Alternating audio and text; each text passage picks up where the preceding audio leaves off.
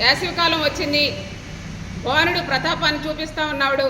ఒకవైపు ఎండలు మండిపోతూ ఉన్నాయి, మరొక వైపు గ్యాస్ బండ ధరలు విపరీతంగా పెరిగిపోతున్నాయని చెప్పి ప్రజలందరూ కూడా ఆవేదన వ్యక్తం చేస్తూ ఉన్నారు.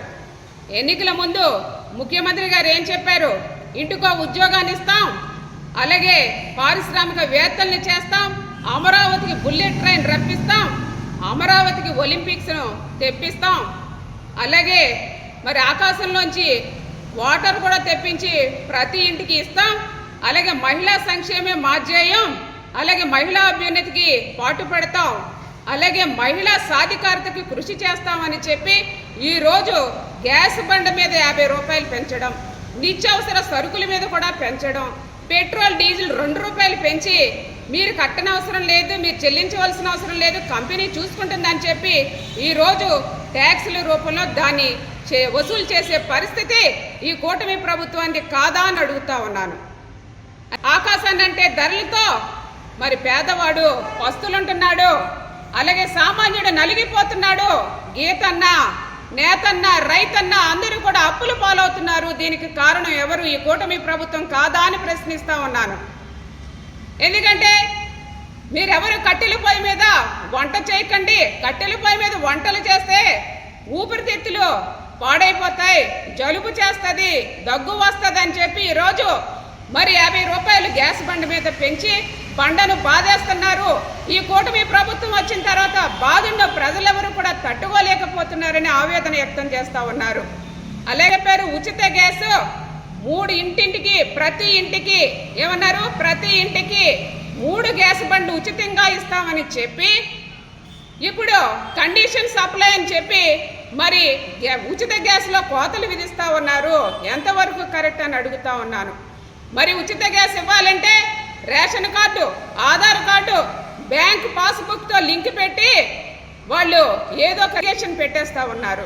అలాగే మరి మీకు గ్యాస్ బండకి బ్యాంకులో డబ్బులు కట్టండి, తర్వాత కంపెనీ వాళ్ళే నేరుగా మీకు బ్యాంకుల్లో డబ్బులు వేస్తారు అని చెప్పి డీబీటీనే ప్రశ్నార్థకంగా మారే పరిస్థితి వచ్చింది. అలాగే మరి చాలామందికి ఉచిత గ్యాస్ అని చెప్తా ఉన్నారు. ప్రతి ఒక్కరికి కూడా ఉచిత గ్యాస్ అనేది ఇవ్వడం లేదు. 1,80,00,000 కుటుంబాలంటే 1,00,00,000 మందికి మాత్రమే ఉచిత గ్యాస్ అనేది ఇస్తూ ఉన్నారు. మిగతా 80,00,000 కుటుంబాలు ఏమైపోయినాయి అని అడుగుతా ఉన్నాను. అలాగే రేషన్ కార్డులు 1,45,00,000 ఉంటే 1,00,00,000 మంది కుటుంబాలకి ఇస్తూ ఉన్నారు. 45,00,000 మందికి ఏమైపోయింది అని అడుగుతా ఉన్నాను. అలాగే 1,55,00,000 ఉచిత గ్యాస్ ఇస్తామని చెప్పి ఈరోజు 1,00,00,000 మందికి ఇచ్చి మిగతా 45,00,000 మందికి ఇవ్వని పరిస్థితి. చాలామంది బ్యాంకులకు వెళ్తే కొంతమందికి డబ్బులు పడతాయి, కొంతమందికి డబ్బులు పడని పరిస్థితి. మరి వీళ్ళు ఎక్కడ కంప్లైంట్ చేయాలని అడుగుతా ఉన్నాను.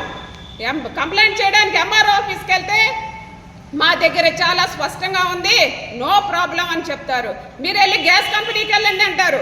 గ్యాస్ కంపెనీకి వెళ్తే ఇక్కడంతా క్లారిటీ చాలా స్పష్టంగా ఉంది, ఇక్కడ ఏ ప్రాబ్లం లేదు, మీరు బ్యాంకుకి వెళ్ళండి అంటారు. బ్యాంకులకి వెళ్తే అక్కడ కూడా మేము చాలా క్లారిటీగా ఉన్నాం, మీరు వెళ్ళి ఎక్కడైనా ఇంకొక ఎంఆర్ఓ ఆఫీస్లో అడగండి అని అంటారు. పాపం వీళ్ళు ఎక్కడికి వెళ్ళాలి? గవర్నమెంట్ చెప్తుంది ఇక్కడికి వెళ్ళాలి, అక్కడికి వెళ్ళాలని, కానీ అక్కడ పని అనేది జరగడం లేదు, ఉచిత గ్యాస్ డబ్బులు పడడం లేదు. అంటే మరి ఈ కూటమి ప్రభుత్వం అంతా గ్యాస్ మాటలు చెప్తా ఉందని చెప్పి ప్రజలందరూ కూడా ఆవేదన వ్యక్తం చేస్తూ ఉన్నారు. అలాగే కన్జ్యూమర్ ఫోరంకి వెళ్ళి కంప్లైంట్ చేద్దామంటే పాపం ప్రజలకి ఆ జిల్లా కన్జ్యూమర్ ఫోరం ఎక్కడుందో కూడా తెలియట్లేదు. అలాగే మరి టోల్ ఫ్రీ నెంబర్ ఇచ్చారు, ఆ నెంబర్కి ఫోన్ చేస్తే ఆ నెంబర్ పనిచేయని పరిస్థితి. మరి ఈ కూటమి ప్రభుత్వాన్ని మేము అందరం కూడా ఒకటే అడుగుతా ఉన్నాం, మీరు ప్రతి ఇంటింటికి ఉచిత గ్యాస్ ఇస్తాము అని ఏ విధమైతే చెప్పారో అదే విధంగా ఉచిత గ్యాస్ అందేలా చేయాలని, నిత్యావసర వస్తువుల ధరలు తగ్గించాలని మేము వైఎస్ఆర్సీపీ పార్టీ తరఫున డిమాండ్ చేస్తాం.